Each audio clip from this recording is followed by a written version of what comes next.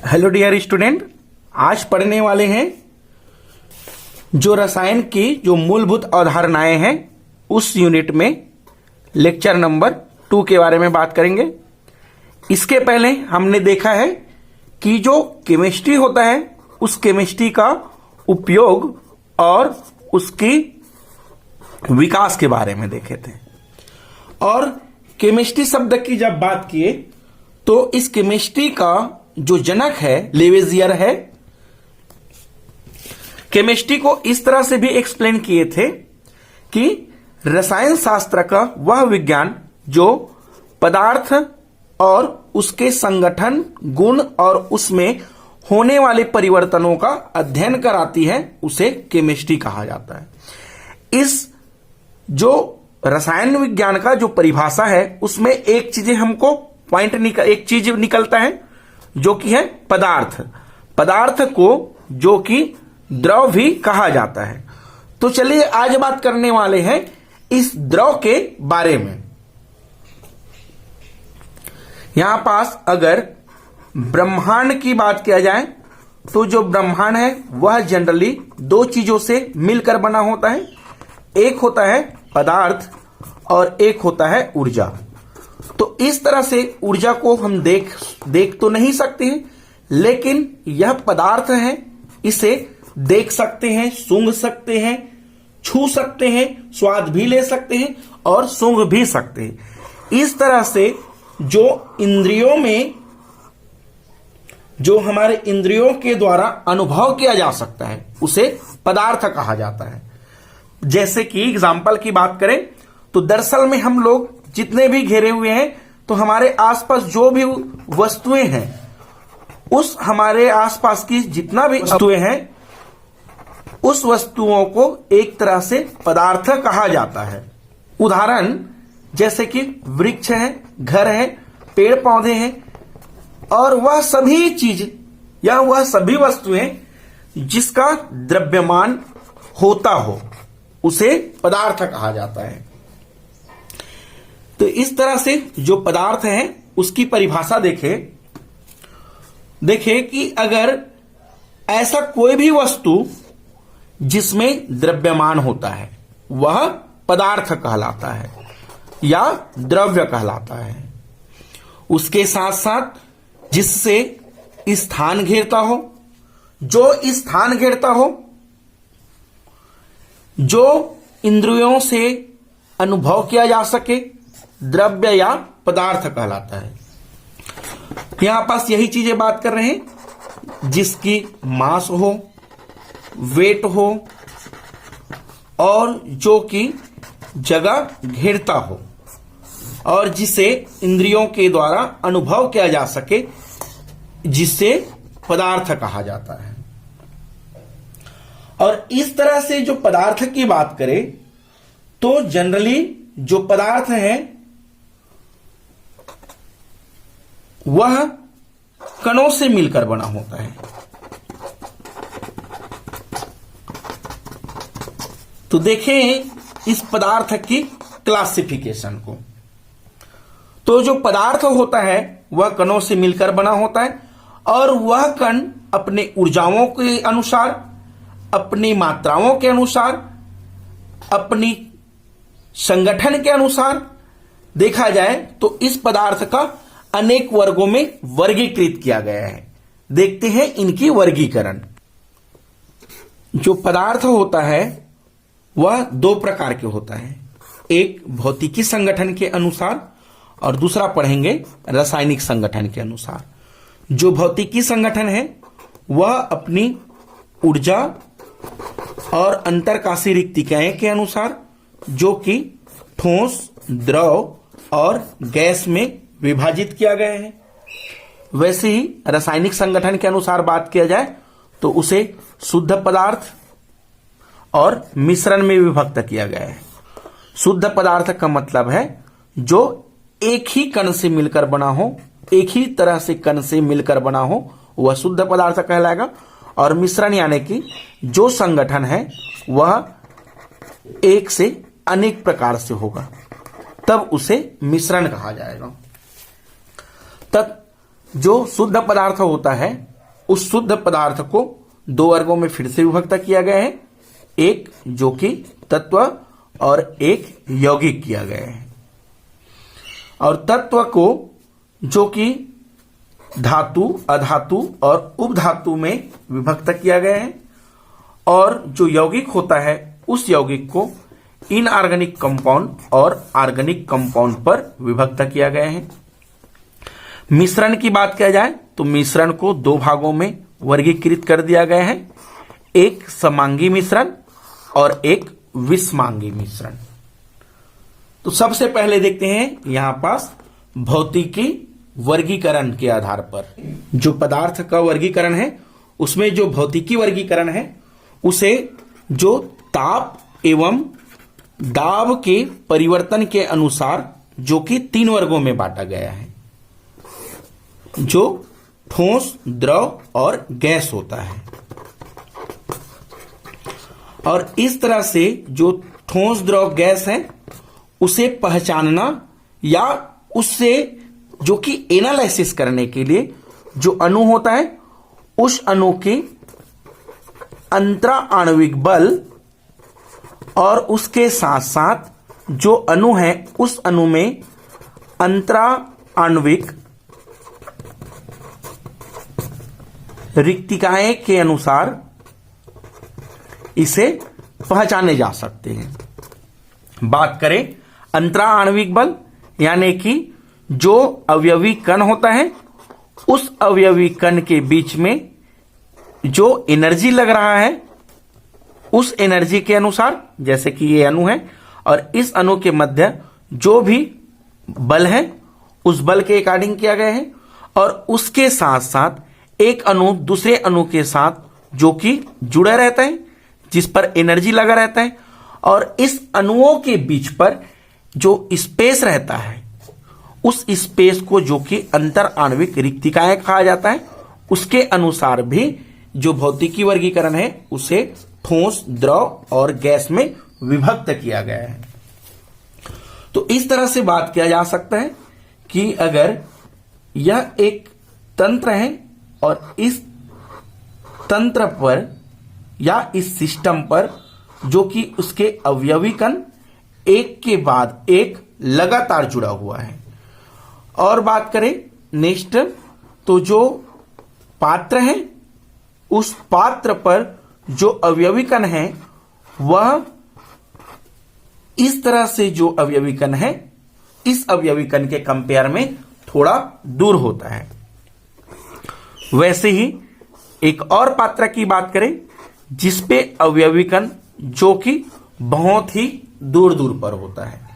इस तरह से अगर जिनके अवयवी कण जो कि पास पास होता हो उसे ठोस कहा जाता है, और जिसके अवयवी कण ठोस के कंपेयर में थोड़ा दूर दूर होता है उसे जो कि द्रव कहा जाता है, और जिसपे अवयवी कण जो कि बहुत ही दूर दूर पर होता है उसे गैस कहा जाता है। अगर इसकी एग्जाम्पल पानी को लिया जाए तब उस कंडीशन में जो पानी है वह बर्फ, पानी और जो कि वाष्प के रूप में होता है। तो यही इसकी पानी की 3 अवस्था है, ठोस, द्रव, गैस। अगर बात करें इस ठोस, द्रव, गैस की अंतर आणविक बल के अकॉर्डिंग, तो यहां पास जो अवयवी कण होता है उस अवयवी कण के मध्य अगर अंतर आणविक आकर्षण बल अधिक हो उस कंडीशन पर वह ठोस होता है, और अगर अंतर आणविक बल जो कि ठोस के कंपेयर पर कम होता हो तब उसे द्रव कहा जाता है, और अगर अंतर आणविक बल जो कि नहीं होगा या होगा तो बहुत ही कम होगा उस कंडीशन में उसे जो कि गैस कहा जाता है। और अगर इनकी अंतरकाशी रिक्तिकाएं या अंतर आणविक रिक्तिकाएं के अनुसार वर्गीकरण को पहचाना जाए उस कंडीशन में अगर इनके बीच में जो अणुओं है उस अणु के मध्य जो स्पेस रहता है वह स्पेस या अंतरकाशी रिक्तिकाएं ज्यादा होता है, जैसे कि यहां पास देखें इस पर जो रिक्तिकाएं हैं वह बहुत ही ज्यादा है, उस कंडीशन में यह कंपाउंड जो कि गैस होगा। और अगर अंतर आणविक आकर्षण बल, अंतर आणविक रिक्तिकाएं जो कि कम हो तब उसे द्रव कहा जाएगा। और जब अंतर आणविक आकर्षण बल बहुत ही कम हो बल्कि वह आकर्षण बल से अच्छे से बंधे हो तब उसे ठोस कहा जाएगा। इस ठोस द्रव गैस को एक रूप से दूसरे रूप में परिवर्तन भी किया जा सकता है। जैसे कि अगर बर्फ है, उस बर्फ में टेम्परेचर दे दिया जाए, ताप बढ़ा दिया जाए, और जब ठोस पर टेम्परेचर बढ़ा दिया जाएगा तब वह ठोस जो कि द्रव बन जाएगा। और अगर उस द्रव में और भी टेम्परेचर बढ़ा दिया जाए, उस कंडीशन पर वह जो द्रव है वह गैस में परिवर्तन हो जाएगा।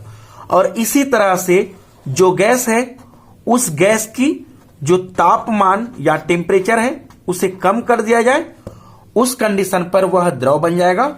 और जो द्रव है उसकी तापमान को और भी कम कर दिया जाए, उस कंडीशन पर वह द्रव जो कि ठोस में परिवर्तन हो जाएगा।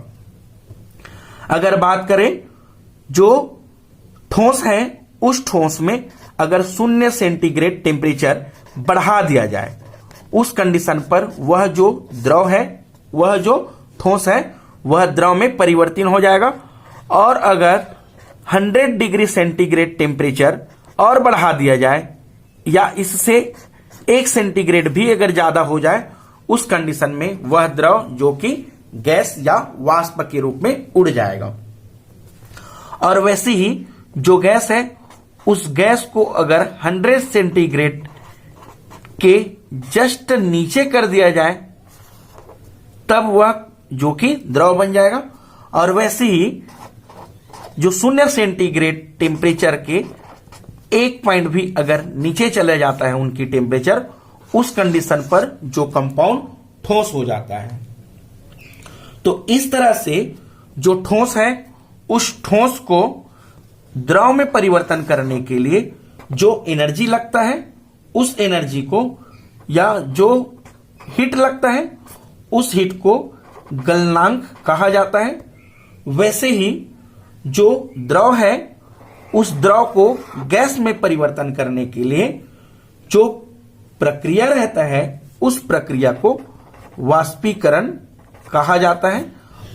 और वैसे ही जो गैस होता है, उस गैस को द्रव में परिवर्तन किया जाता है, तब उसे जो कि संघनन कहा जाता है। और वैसे ही जो द्रव है, उस द्रव को ठोस में परिवर्तन किया जाता है, उस कंडीशन पर उसे हिमांक कहा जाता है। तो इस तरह से जो पदार्थ की भौतिकी वर्गीकरण है, उसे वर्गीकृत करके डिफाइन किया जा सकता है। ठोस द्रव गैस को इस तरह से भी परिभाषित किया जा सकता है। अगर ठोस की बात किया जाए तो जिसकी आकार और आयतन अगर फिक्स हो तब उसे ठोस कहते हैं। और अगर किसी भी वस्तु का आयतन और आकार में जब आकार फिक्स ना हो और आयतन हो तब उसे गैस कहा जाता है। और अगर किसी भी वस्तु पर जो आयतन है और आकार है वह फिक्स ना हो, जिस पात्र में रखा जाए वह उसी के अनुसार आयतन और आकार ले लेता हो, तब उसे गैस कहा जाता है। और इस तरह से जो पदार्थ में डेफिनेशन देते हैं हम लोग, वस्तु असल में जो पदार्थ होता है उस पदार्थ को जिस तरह से उपयोग करते हैं, इसीलिए उसकी उपयोगिता को देखते हुए उसे वस्तु कहा जाता है। नेक्स्ट देखते हैं रासायनिक वर्गीकरण। जो रासायनिक वर्गीकरण है उसे जो कि दो वर्गों में विभक्त किया गया है। एक है शुद्ध पदार्थ और दूसरा है मिश्रण। देखिए यहां पर शुद्ध पदार्थ और मिश्रण के डेफिनेशन को। जब पदार्थ में केवल एक ही अवयव हो तब उसे शुद्ध पदार्थ कहा जाता है, और जब पदार्थ में एक से अधिक अवयवी कण हो तब उसे मिश्रण कहा जाता है। तो इस तरह से जो पदार्थ होता है, उस शुद्ध पदार्थ होता है, उस शुद्ध पदार्थ को इस तरह से भी डेफिनेशन दिया जा सकता है कि ऐसा शुद्ध पदार्थ या ऐसा पदार्थ जिसकी जो संगठन होता है वह संगठन निश्चित होता हो और उसके साथ साथ वह संगठन स्थिर भी होता हो, तब उसे जो कि शुद्ध पदार्थ कहते हैं। जैसे कि उदाहरण है कॉपर, सिल्वर और गोल्ड। इसके साथ साथ H2O, NaCl, नमक, यह भी इनकी एग्जाम्पल है। जैसे कि इसकी बात किया जाए तो यह एक ही अवयवी कण है, इसमें अवयवी कण दो है, लेकिन उसके साथ साथ उसकी जो संगठन है वह निश्चित है। इस तरह से जैसे कि NaCl है, एक NaCl और एक Na और एक Cl है, तो इनका अगर निश्चित संगठन है तब इसे भी जो कि पदार्थ कहा जाता है। उसके साथ साथ अगर सेकेंड नंबर की बात किया जाए, जो शुद्ध पदार्थ होता है उस शुद्ध पदार्थ के अगर भौतिकी विधियों से अलग अलग किया जाए तो वह जो कि शुद्ध पदार्थ है वह अलग नहीं होता है, तब उसे जो कि शुद्ध पदार्थ कहा जाता है। और उसके साथ साथ जो भी शुद्ध पदार्थ है वह शुद्ध पदार्थ अपने जो संगठन है उस पर निर्भर नहीं होता, बल्कि संयोग की गई प्रकृति पर निर्भर करता है। जैसे कि ऑक्सीजन अपनी संगठन पर, और ऑक्सीजन और ओजोन की बात किया जाए, यह भी शुद्ध पदार्थ है जो कि अपनी संगठन पर नहीं, वह अपनी संयोग की प्रकृति पर निर्भर करता है, तब इसे शुद्ध पदार्थ कहते हैं। वैसे ही मिश्रण की बात किया जाए तो जो मिश्रण होता है तो डेफिनेशन इस तरह से है मिश्रण का कि जो एक से अधिक अवयवी कण से मिलकर बना हो उसे मिश्रण कहा जाता है। बात करें जो पदार्थ है वह पदार्थ की वर्गीकरण किया जाए तो इस तरह से जो पदार्थ है इस पदार्थ को दो वर्गों में फिर से क्लासिफाइड किया गया है। एक जो कि तत्व और सेकेंड नंबर पर जो कि बात करने वाले हैं यौगिक की। तो बात करें यहां पास तत्व की, और तत्व को जो कि ठोस, जो धातु, अधातु और उपधातु में बांटा गया है। तो देखें जो पदार्थ होता है उस पदार्थ में तत्व की डेफिनेशन देखें। तत्व पदार्थ का वह सरल रूप है जिसे अपघटित करके और अधिक सरल तथा समान पदार्थ नहीं बनाया जा सकता, वह तत्व कहलाता है। एग्जाम्पल की बात करें, अगर इस तरह से कॉपर और सिल्वर है, इस कॉपर और सिल्वर को अगर अलग कर दिया जाए तो वह अलग होना मुश्किल है। इसके अवयवी कण हमेशा कॉपर ही होगा और सिल्वर का अवयवी कण हमेशा सिल्वर ही होगा, तो उसे अधिक सरल और समान पदार्थ में नहीं बनाया जा सकता, तब उसे तत्व कहा जाता है। इसे इस तरह से भी डेफिनेशन दिया जा सकता है, वे पदार्थ जिसमें एक ही प्रकार के अणु विद्यमान होता है उसे जो कि तत्व कहा जाता है। एग्जाम्पल की बात करें, कॉपर, सिल्वर, लोहा, हाइड्रोजन, इस तरह से जो पदार्थ है इसे तत्व कहा जाता है, क्योंकि इसकी जो संगठन है वह एक निश्चित होता है और एक ही प्रकार के संगठन से मिलकर बना होता है। और जो तत्व होता है उस तत्व को तीन वर्गों में विभक्त किया गया है। एक होता है धातु, एक होता है अधातु और एक होता है उपधातु। बात करें धातु या मेटल किसे कहते हैं?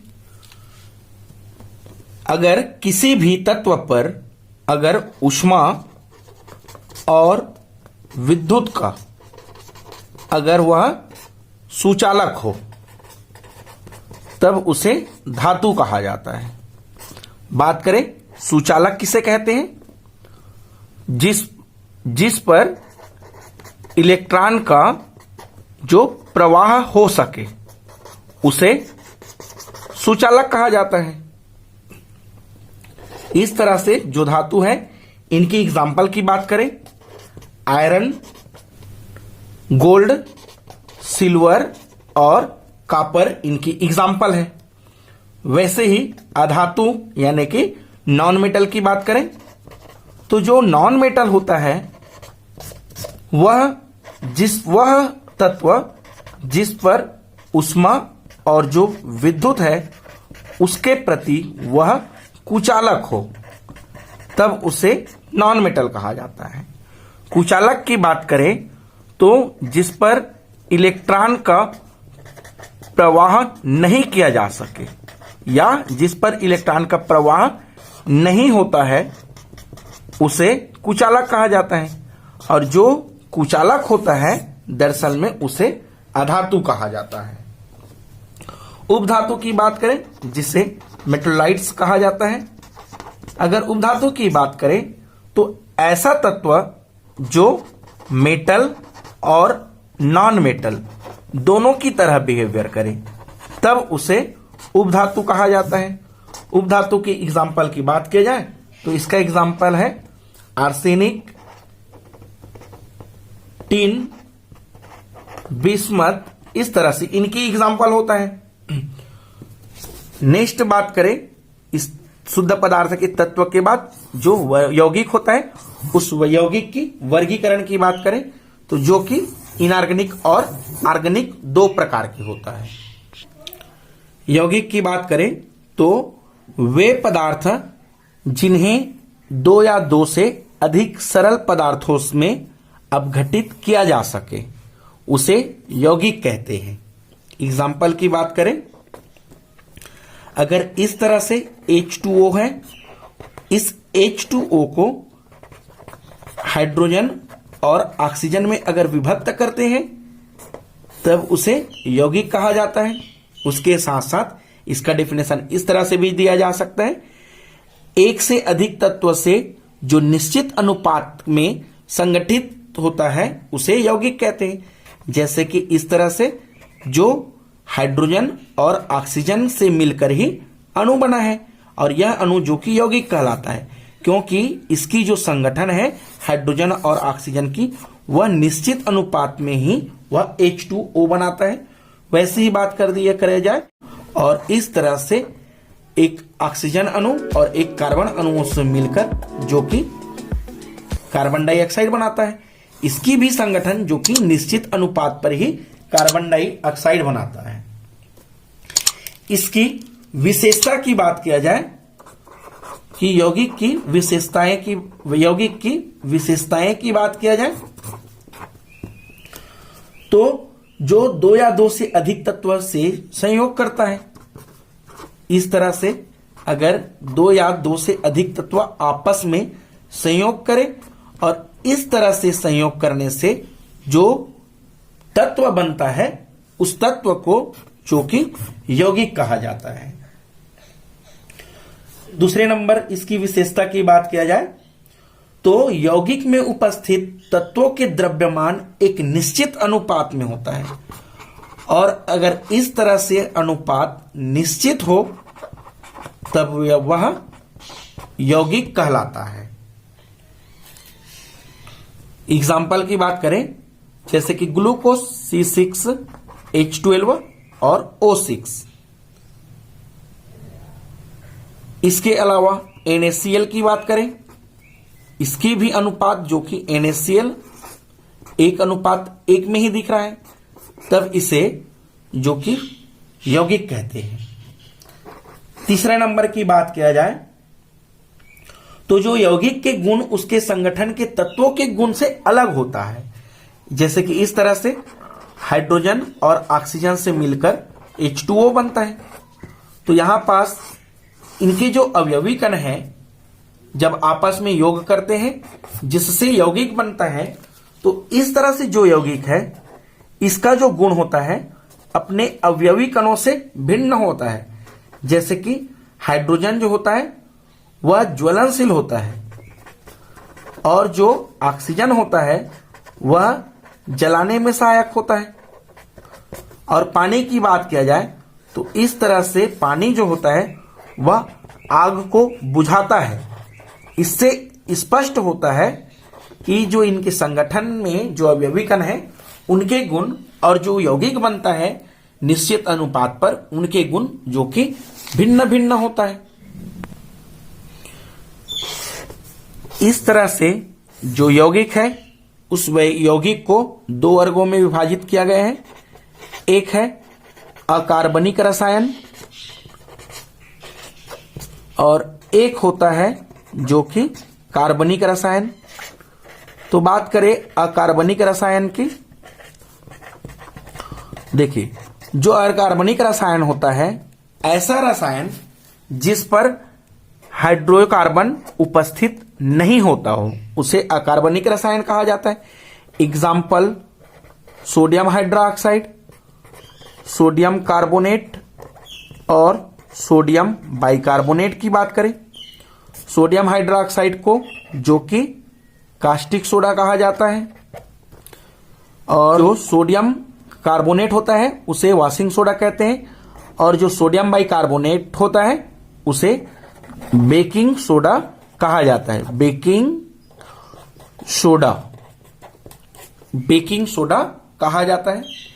कार्बनिक रसायन की बात किया जाए तो कार्बनिक रसायन इसमें मुख्यतः कार्बन होता है और उस कार्बन में हाइड्रोजन अटैच होता है, तब उसे कार्बनिक रसायन कहा जाता है। एग्जाम्पल बात किया जाए तो इस तरह से C6H12O6 ग्लूकोज, हार्मोन्स, विटामिन्स, मोम, प्रोटीन, तेल, फैट, यह सभी कार्बनिक रसायन है।